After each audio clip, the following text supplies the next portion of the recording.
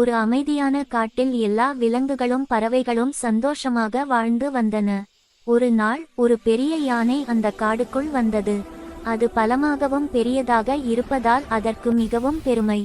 அது மரங்களை தள்ளி குளத்தின் நீரை சிதறடித்து சிறிய விலங்குகளை பயமுறுத்தியது. அது குரங்குகள் விளையாடும் மரத்தை ஆட்டியது. அவை கீழே விழுந்து ஓடிவிட்டன. அது முயலின் குழியின் அருகே மிதித்தது. முயலின் வீடு இடிந்து முயல் அழுதது. அது அணில் வீடு இருந்த கிளையில் தண்ணீர் பீசினது. கூடு விழுந்தது. சிறு அணில்கள் பயந்தன. கிளி கோபமாக, நீ தவறாக செய்கிறாய் என்றது. ஆனால் யானை சிரித்தது. அனைத்து சிறு விலங்குகளும் ஒரு பெரிய கல்லின் பின்னால் கூடியது. முயல் சொன்னது, நாம் ஏதாவது செய்ய வேண்டும். கிளி சொன்னது, இப்படி பயந்தே வாழ முடியாது. அவர்கள் புத்திசாலியான நரியை அழைக்க முடிவு செய்தனர். கிளி பறந்து சென்று நரியை அழைத்து வந்தது. அனைத்து விலங்குகளும் நடந்ததை நரியிடம் சொன்னது.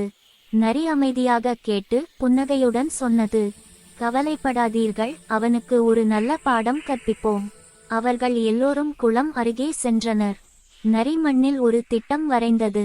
அனைவரும் சேர்ந்து வேலை செய்தனர். முயலும் நரியும் குழி தோண்டின. குழி வழக்கமான நிலம் போல தோன்றியது. நரி சிரித்து, இப்போது காத்திருங்கள், யானை வரும் என்றது. அனைத்து விலங்குகளும் புதர்களின் பின்னால் மறைந்தன. முயல் யானையின் முன் பாய்ந்து ஓட ஆரம்பித்தது. யானை கோபத்தில் பின் தொடர்ந்தது. திடீரென சபாஷ்! அது நேராக சேரும் குளத்தில் விழுந்தது. அனைவரும் சிரித்தனர். ஆனால் யானை சிரமப்பட்டதை பார்த்து அவர்கள் அவனை கயிறுகள் கொண்டு மேலே இழுத்தனர்.